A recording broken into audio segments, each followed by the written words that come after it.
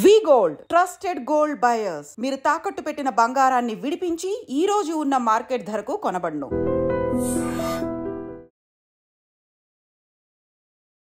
Credit card use చేసుకొని ఎవరైనా కానీ గోల్డ్ కొంటున్నారా? మరి దానివల్ల మనకు వచ్చే బెనిఫిట్స్ ఏంటి? ఇన్ఫ్యాక్ట్ చెప్పాలంటే అడ్వాంటేజెస్ డిసడ్వాంటేజెస్ దీని గురించి మాట్లాడుకోవడానికి ఇప్పుడు మనతో పాటు కూడా చంద్రశేఖర్ గారు ఉన్నారు.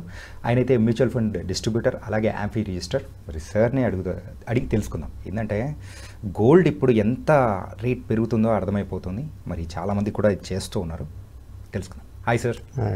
సార్, గోల్డ్ రేట్ పెరిగిపోతూ ఉందంటే ఇంకా పెరిగిపోతుందేమో అన్న భయంతో చాలామంది కూడా క్రెడిట్ కార్డ్ యూజ్ చేసుకొని గోల్డ్ని కొంటూ ఉన్నారు. మరి ఇలా కొనడం వల్ల ఏమన్నా బెనిఫిట్టా లేకపోతే ఇటు డిసడ్వాంటేజెస్ ఏమైనా ఉంటాయా? సార్, గోల్డ్ క్రెడిట్ కార్డ్ వాడి కొనడం అనేది బెనిఫిట్స్ ఉంటుంది, డిసడ్వాంటేజెస్ కూడా ఉంటుందండి. ఓకే, మనం రెండు గురించి మాట్లాడదాం. Okay sir. ఫస్ట్ ప్రజెంట్ సినారియోలో మనం గోల్డ్ గురించి మాట్లాడుకుంటే సార్ చాలా ఎక్కువ ప్రైస్లో ఉంది. ఇది ఎవరినైనా థ్యాంక్ చేయాలంటే ట్రంప్ గారిని థ్యాంక్ చేయాలి.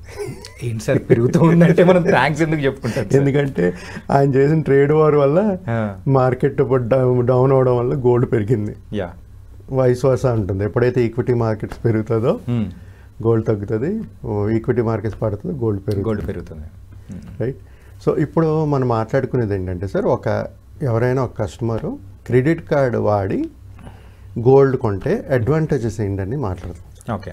ఒకటి ఏంటంటే సార్, మనం ఒక తులం గోల్డ్ కొనాలన్నా ₹1,00,000 పెట్టుకోండి, సుమారుగా 95 ఎంత పెట్టుకోండి. అది పట్టుకుని ఒక తులానికి ఏం రాదు, 2 తులాలు మినిమం. 2 తులాలు అంటే 2 లక్షలు. క్యాష్ పట్టుకుని వెళ్ళడం కష్టం కదా sir. Right. Not safe. Credit card వాళ్ళ దగ్గర ఇమ్మీడియట్గా ఉండేది డెబిట్ కార్డు ఉంటుంది, కానీ క్రెడిట్ కార్డే ఫస్ట్ ఇస్తారు. ఎందుకంటే కన్వీనియంట్, ఎప్పుడు ఆయన జాబ్లో ఉంటుంది. రైట్. ఓకే. రెండోది, కార్డ్ ఎప్పుడైతే మనం వాడతామో ఈ క్రెడిట్ కార్డు ఇష్యూ చేసిన వాళ్ళు ఏం చేస్తుంటారంటే ఒక రివార్డ్ పాయింట్స్ అని పెడుతుంటారు. అవును సార్. ఇంత కొంటే ఇంత రివార్డ్ పాయింట్స్ వస్తాయి, తర్వాత వాడుకోవచ్చు మీరు. లేకపోతే కొంచెం ఇంత ఖర్చు పెడితే మీకు ఇంత క్యాష్ బ్యాక్, సినిమా టికెట్లో లేకపోతే పాప్కార్న్లో ఏదో ఒకటి, లేదంటే క్యాష్ బ్యాక్. Second advantage. మూడోది ఏంటంటే సార్, అప్పుడప్పుడు బోనస్లు ఇస్తుంటారు. సైన్ అప్ బోనస్ లాగా, ఎందుకు ఎక్కువ ఇంత ఖర్చు పెడితే ఎందుకు అంత ఏదో ఆఫర్ లాగా ఇస్తుంటారు బోనస్. క్రెడిట్ కార్డ్ ఎప్పుడైతే మనం వాడతాం సార్, జనరల్గా ప్రతి ఒక్కరు వాడతారు క్రెడిట్ కార్డ్. ఇప్పుడు మనం బిల్లులు కట్టుకోవాలన్నా చేసుకోవాలన్నా క్రెడిట్ కార్డు వాడతాం. ఇప్పుడు క్రెడిట్ కార్డు వాడేటప్పుడు మనకి ఒక ఇంట్రెస్ట్ ఫ్రీ పీరియడ్ అనేది ఉంటుంది. 30 to 45 days interest free period ఉంటుంది. ఓకే. దాని లోపల కట్టేస్తే అడ్వాంటేజ్, మీకు 30 to 45 days మీకు వస్తుంది. రాకపోతే డిసడ్వాంటేజెస్ ఉంది, తర్వాత మాట్లాడదాం. అది కాకుండా సార్, ఎప్పుడైనా ఒక క్రెడిట్ కార్డ్ యూజ్ చేసి ఏదైనా కొన్నాం అనుకోండి, ఫర్ గోల్డే కొన్నాం అనుకోండి, కొన్ని బ్యాంక్స్ ప్రొటెక్షన్ అనేది ఇస్తుంటుంది, అగెన్స్ట్ థెఫ్ట్ కానీ ఇలాంటి ఆప్షన్స్ కొన్ని బ్యాంక్స్ ఇస్తుంటాయి. అలాంటి అడ్వాంటేజెస్ ఉన్నాయి. సో ఫర్ ఎగ్జాంపుల్, ఇప్పుడు మీరు 10 లక్షలు పెట్టి గోల్డ్ కొన్నారు, ఇది నెక్స్ట్ అడ్వాంటేజ్ అండి. ఎప్పుడైతే 10 లక్షలు పెట్టి కొన్నారో, మీరు దాన్ని మీద డబ్బులు లేవు, కానీ మీ కార్డ్ లిమిట్ ఉంది, 10 లక్షలు 20 లక్షలు ఉన్నాయి. మీరు 10 లక్షలు 20 లక్షలు పెట్టి కొనేసారు, నెక్స్ట్ మంత్ మీరు ఈఎంఐ కట్టలేరు. అది అంటే మీకు ఫ్రీ పీరియడ్ అంతా 30 to 45 days. అంతలో ఒకటి కట్టాలి. డబ్బులు లేనప్పుడు ఏం చేస్తారు, మీరు దాన్ని తీసుకుని వెళ్ళి ఈఎంఐ కన్వర్ట్ చేస్తారు. రైట్. ఈఎంఐ కన్వర్ట్ చేస్తే మీకు ఆప్షన్స్ ఏంటి, మళ్ళీ you have to pay interest. So ఏదైతే మీరు ఈ అడ్వాంటేజ్ ఇక్కడ ఏంటంటే ఈఎంఐ కింద కన్వర్ట్ చేసుకోవచ్చు, అంతే. ఇంట్రెస్ట్ గురించి మనం అది డిసడ్వాంటేజ్ వస్తుంది. ఓకే. ఓకే. ఇప్పుడు చూసుకుంటే మార్కెట్ కండిషన్స్, ఇప్పుడు కొంతమంది దగ్గర ఏంటంటే డబ్బులు ఉండవు, ఇందాక మాట్లాడుకున్నట్టుగా, కానీ మార్కెట్ కండిషన్స్ ఫేవరబుల్గా ఉంది వాళ్ళకి. అంటే తక్కువ ప్రైస్కి గోల్డ్ దొరుకుతుంది. ఏం చేస్తారు, డబ్బులు లేవు, క్రెడిట్ కార్డు వాడేస్తారు. ఎప్పుడైతే ఆ క్రెడిట్ కార్డు వాడి కొంటారో గోల్డ్, మనం క్యాలిక్యులేట్ చేసింది అప్పుడు ప్రైస్ ఒకటే క్యాలిక్యులేట్ చేస్తాం మనం. అంటే గోల్డ్ ఇంత ప్రైస్ తక్కువకి వస్తుంది కదా, కార్డుతో వాడేద్దాము, తర్వాత చూసుకుందాం అని చేస్తారు. ఎవరైతే ఇమీడియట్గా 30 to 45 days ఫ్రీ పీరియడ్లో కట్టేయగలుస్తారో ఓకే. కానీ ఎవరైతే కట్టలేరో వాళ్ళు మిగతా ఛార్జెస్ కూడా అన్నీ క్యాలిక్యులేట్ చేసుకుని ఎంత పడుతుంది అనేది చూసుకోవాలి. ఓకే సరే, ఇప్పుడు అడ్వాంటేజెస్ అయిపోయింది. డిస్అడ్వాంటేజెస్కి వెళ్దాం. ఎప్పుడైతే మీరు ఆ 30 to 45 days దాటిపోతుందో ఇంట్రెస్ట్ రేట్స్ చాలా హై ఉంటుంది. Okay credit cards, right. ఇక్కడ క్రెడిట్ కార్డ్ వాడేటప్పుడు మీకు ప్రాసెసింగ్ ఛార్జెస్ ఏదైనా ఉందా లేదా చూసుకోండి. అట్లా కూడా ఉంటుంది సార్. ప్రాసెసింగ్ ఛార్జెస్ ఉంటాయి. ఓకే.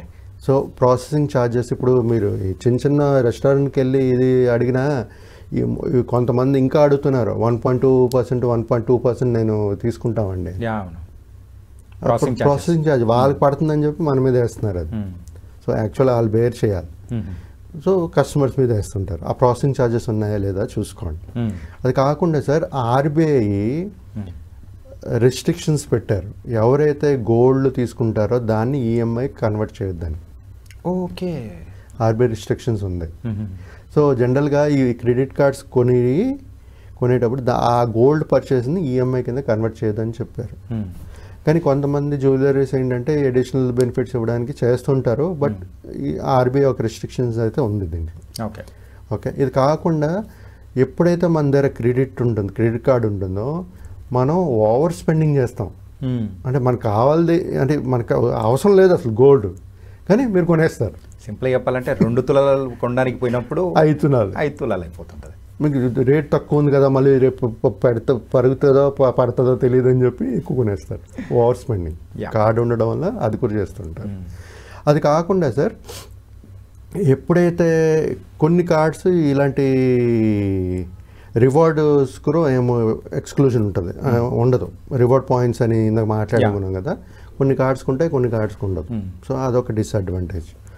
అది కాకుండా సార్ నేను ఇందాక చెప్పినట్టుగా ఫీజు, సర్చార్జెస్ ఇవన్నీ చూసుకుంటూ ఒక గోల్డ్ అనేది కొనుక్కోవాలి. ఎప్పుడైనా కార్డ్ యూజ్ చేసేటప్పుడు గుర్తుపెట్టుకోండి, విత్ ఇన్ ఫ్రీ టైం పీరియడ్లో కొనుక్కొని కట్టేస్తానంటే వెల్ అండ్ గుడ్. ఓకే. దాన్ని ఈఎంఐ కింద కన్వర్ట్ చేసుకుంటూ మీరు కట్టాలనుకునేటప్పుడు ప్రతి ఒక్కటి క్యాలిక్యులేట్ చేసుకోవాలి. మీరు కొనిన గోల్డ్ ప్రైజే కాదు, మీరు కడుతున్న ఇంట్రెస్ట్ కూడా ఈఎంఐ కన్వర్ట్ చేసినప్పుడు ఇంట్రెస్ట్, దాని తర్వాత ప్రాసెసింగ్ ఫీజులు ఇవన్నీ క్యాలిక్యులేట్ చేసుకుని అప్పుడు మీరు గోల్డ్ రేట్ పర్ గ్రామ్ ఎంత వేయాలి ఉందో క్యాలిక్యులేట్ చేయండి. మీరు అంతే కదా కడుతున్నారు. మీరు కొనింది ఇప్పుడు ఫర్ ఎగ్జాంపుల్ ఇప్పుడు 90,000 ఉందనుకోండి, 90,000 కొన్నారు మీరు, కానీ మీరు కార్డు కొన్నారు, కార్డు మీద మళ్ళీ ఇంట్రెస్ట్ కడుతున్నారు. సో ఆ ఇంట్రెస్ట్ అన్నీ కలిపి అప్పుడు పర్ గ్రామ్ గోల్డ్ క్యాలిక్యులేట్ చేయండి. Okay, right. సో ఆ విధంగా ఎవరైనా క్రెడిట్ కార్డ్ యూజ్ చేస్తూ ఈ గోల్డ్ కొనుక్కోవాలనుకునేటప్పుడు ఇవన్నీ కన్సిడర్ చేస్తూ ప్లానింగ్ అనేది చేసుకోవాలి. లేదంటే ఈ తర్వాత సరే ఈ గోల్డ్ ఇన్వెస్ట్ చేయాలనుకోండి, మనం చాలా విధాలుగా చేయొచ్చు. అంటే ఒక జ్యువెలరీ కావాలంటే మనం ఇచ్చేసుకోవాలి, కొనుక్కోవాలి, ఏ షాప్కి వెళ్ళి క్రెడిట్ కార్డు వాడి కొనుక్కోవాలి. బట్ ఇన్వెస్ట్ పరంగా చూసుకుంటే మనం ఫిజికల్ గోల్డ్, డిజిటల్ గోల్డ్ కూడా కొనుక్కోవచ్చు. Okay. There lot of types of investment పరంగా. ఈ జ్యువెలరీ కావాలనుకున్నప్పుడు తప్పదు, బట్ అడ్వాంటేజెస్ డిసడ్వాంటేజెస్ చూసుకుంటూ క్రెడిట్ కార్డు వాడి తీసుకోమని చెప్తున్నానండి నేను. ఈ డబ్బులు ఉందనుకోండి, డబ్బులతో తీసుకోండి. అలాగే 30 to 45 days పీరియడ్ లేదు, మీరు ఆ టైంలో డబ్బులు మీ దగ్గర లేదు, క్యాష్, కార్డు వాడుకోండి. మీకు 30 to 45 days గ్రేస్ పీరియడ్ ఉంటుంది కదా, దాంట్లో కట్టేయండి. సో కొంతమంది ఏం చేస్తుంటారంటే సార్, ఈజీ కదా మన కార్డు దిగానే తీసుకొనియడం ఈజీ, కానీ తర్వాత మరి డబ్బులు లేనప్పుడు మళ్ళీ కట్టాలంటే ప్రాబ్లం అయిపోతుంది, మళ్ళీ ఇంట్రెస్ట్ ఎక్కువ కట్టుకోవాలి. ఇవన్నీ ఆలోచించుకుంటూ ప్లాన్ చేసుకోవాలి సార్ ఎవరైనా. ఓకే.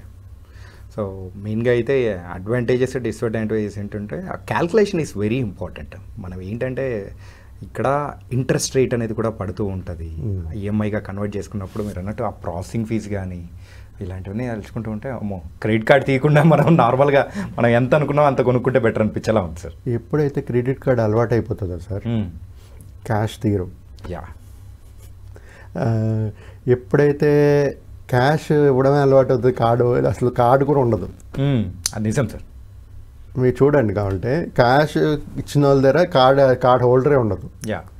ఎవరి దగ్గర అయితే కార్డ్ హోల్డర్ ఉంటుందో క్యాష్ చాలా తక్కువ ఉంటుంది, ఎందుకంటే ఇప్పుడు digital world. Yeah.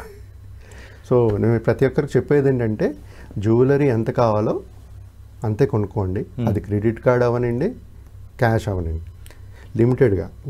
Over spending వద్దండి.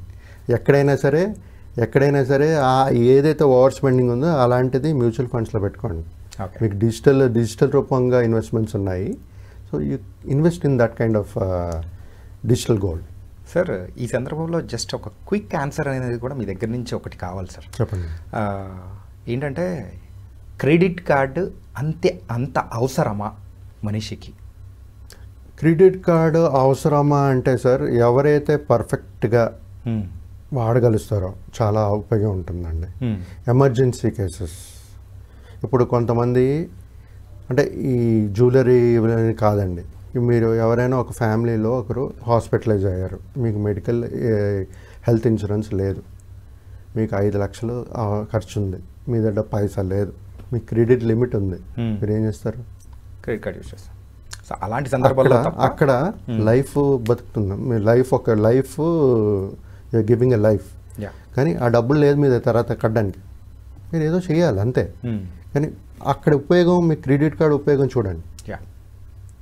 సో ఏదో విధంగా ఎవరో నుంచి తీసుకుని రావడమో, లేకపోతే ఇది చేయడమో, లేకపోతే దాన్ని మళ్ళీ ఈఎంఐ కింద కన్వర్ట్ చేయడమో వేసి కట్టుకోవాలి అంతే. ఓకే. అడ్వాంటేజెస్ ఉన్నాయి, డిసడ్వాంటేజెస్ ఉన్నాయి సార్. అది యూజ్ చేసేదాన్ని తగ్గట్టు మనది ఉంటుందండి. It was so nice sir. ఏంటంటే క్రెడిట్ కార్డు యూజ్ చేయకూడదని మాత్రం అర్థమైంది బంగారం కొనేటప్పుడు మీరు చెప్పిన దాన్ని తగ్గట్టు. So thank you so much sir. Thank you అండి.